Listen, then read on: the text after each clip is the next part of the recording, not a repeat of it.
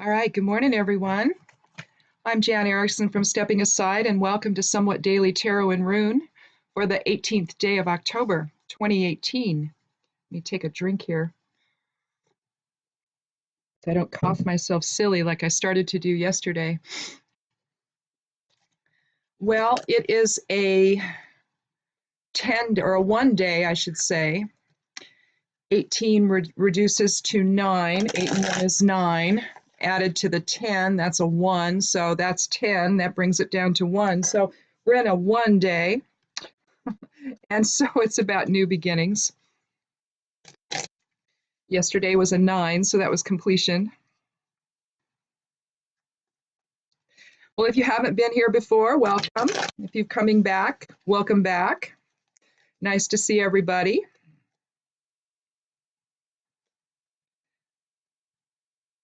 I love October, not just because I was born in October, but I don't know. There's just something about October, isn't there? Halloween was always my favorite time of the year, my favorite holiday. We kind of started a tradition in our home here when the boys were growing up. We started watching when the movie Labyrinth came out. It sort of became a yearly thing to do. You know, like growing up, I used to watch the Wizard of Oz every year at Christmas time, and also it was also the Charlie Brown Christmas. Uh, that was also around when I was little, and so. But when we had our kids, we thought, well, let's do something different, you know, and then that came out, and that movie came out, and it was just awesome. So that became the family tradition at Halloween to watch Labyrinth.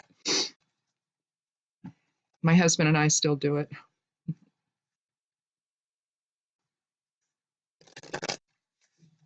But also known as Samhain or All Hallows Eve, or I prefer All Hallows Eve. I don't know why, it just sounds witchier.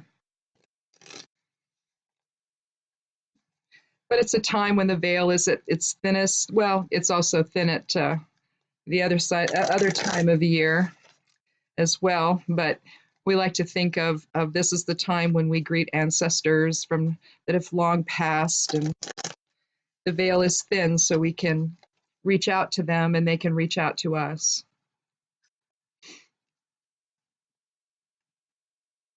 And it's the time right before we move into winter, isn't it? So hopefully everybody's finishing up their drying and their canning and all of the things that we do to prepare for winter.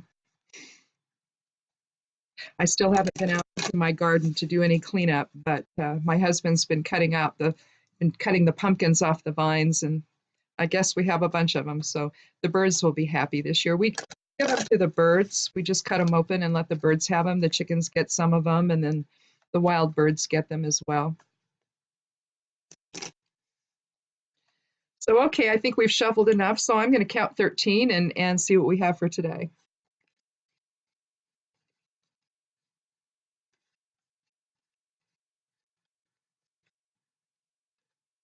Oh, the Ace of Swords. Well, aces are interesting. They are said to contain all of the elements or all of the characteristics or qualities of that particular suit. So swords is the air element. And so that we're talking about our intellectual presence. And so here we have a hand reaching out from the clouds, and the clouds are kind of dark. So maybe it's a illusion, you know, or something that's not clear. And now all of a sudden we have this sword that peeks through, you know. There's strength in it, you know, it's just pushing out through the clouds. It's like, here it is, here's the truth. So either we're on the precipice of some new thinking, or maybe something is coming clear, you know, that maybe wasn't before. Maybe something is going to come out today that's going to set us on a new course.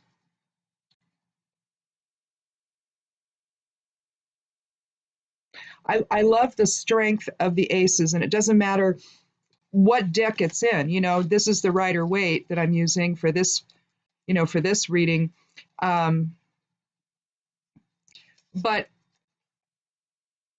it's like it's the genesis of of all of that energy, right, is with the ace of whatever suit you're talking about. So it's the Ace of Pentacles, then it's the genesis of our practical form, of our physical matter. Ace of Swords, of course, is our intellectual presence. So it's the beginning of thought.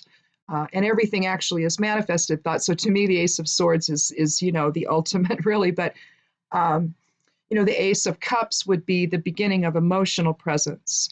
The Ace of Wands would be our will. So,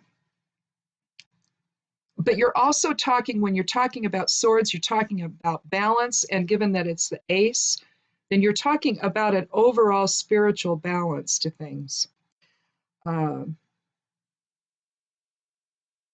It's about brilliance and clarity and cutting through illusion. And it can also mean triumph. The thing about this, that I mean, we can talk about intellect all we want to, as far as swords is concerned and the air element, but for me, it's about truth, an expression of truth, or expression of deceit. So you've got the polarity, truth versus lies. And when swords comes up in a reading for me, I immediately start thinking, okay, what truth do I need to know? Either I've got, my thoughts are too scattered and I can't figure out what the truth is, or something, but to me it's about truth. What am I going to learn? What am I going to know? What is going to be revealed? And here, in the Ace of Swords, it's being revealed in a big way, isn't it? Whatever it's going to be revealed. So given that we're, in this, 2018 reduces to 11, and I don't use that in the day's numerology because it's an 11, it's a master number, so I keep it alone. But basically what this year is one of illumination. So, we're really learning a lot, aren't we? Not just about what's going on around us, but we're learning a lot about ourselves and about each other, and how we see the world and how we see each other. And so it just seems like this whole year, it has been one thing after another that brings light to things that maybe we don't want to look at, maybe are difficult and are uncomfortable, but we have to look at them. All of this has been coming for some time. And I don't know, I think at some point we have to pull our heads out of the sand and or out of the cloud here, and look at whatever truth it is that's coming through. Well, here we have Vunyo again. We did this yesterday. I believe it was yesterday. Vunyo is the 8th rune of the Elder Futhar. And it's about joy and fellowship. And it's also known as the Wish rune.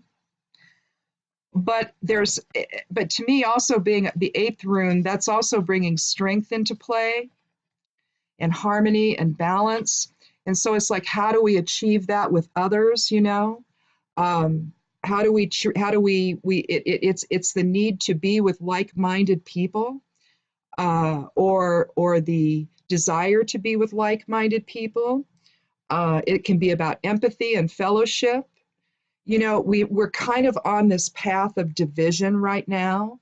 And maybe the new thought is, geez, maybe we shouldn't be doing that, because maybe the enemy is not us together, but maybe the people that are doing things behind the scenes that aren't serving our best interests, that tell us that they are and want us to believe that they are, but in fact, that's not happening. So what they do is they use the sword and the words, right, to divide us. They lie, they deceive, and that's meant to divide us and keep us at each other's throats and keep us in the conflict, right? While they do the things that they do, right, to elevate them and, send us circling the drain, all right? And that's what's happening.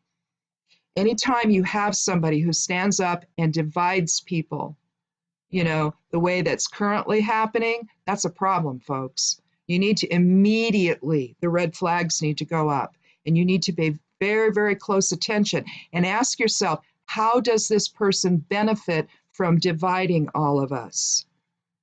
You see, that's what I think this is. We're being told some things now, all right? We're achieving some clarity, and it's not a good thing, all right? The things we're learning, not good things at all. But we need to understand that it's not being done by us. The us of this is still intact. We just need to remember that. And remember that the only us versus them is all of us versus people who wish to deceive us in our name. All right? That's the only. We need to rise up in unity against those people and stop that kind of nonsense from happening. All right. So, Ace of Swords today, new beginnings, a one day, you know, Ace of Swords is a one, basically. All right. So there's synchronicity there for us to and for us to understand this together. All right. It isn't one side or the other now. It's about a group of people who are deceiving all of us. All right. That's the true issue here. Not whether or not, it's Republican or Democrat. We're past that now. That's not even a factor. Not when we have people that are deceiving us right and left. All right. So, and things are happening in our name that cannot happen in our name. So, something to think about. At some point, we have to move into the happily ever after. I don't know how we do that in the current climate. So, maybe Vunyo came up again today, stressing not just joy, but the fellowship aspect of that. If we're at each other's throats, then we're not paying attention to what the people behind the scenes are doing. And if they're the ones stoking all of that, if they're the ones saying, here's how it is, folks, listen only to me and not what the journalists find out and not what your own brain tells you, just listen to me. No. Revelation is upon us. We go forward in joy and fellowship, and we kick those people to the curb. Well, I guess that's probably it for today. Thank you so much for stopping by. I'll be back on Monday. You all have a wonderful weekend. Go check out the blog, Stepping Aside, at imsteppingaside.com. I post these over there every day. So check that out, and we'll see you on Monday. Be kind to yourself, be kind to one another, and blessed be.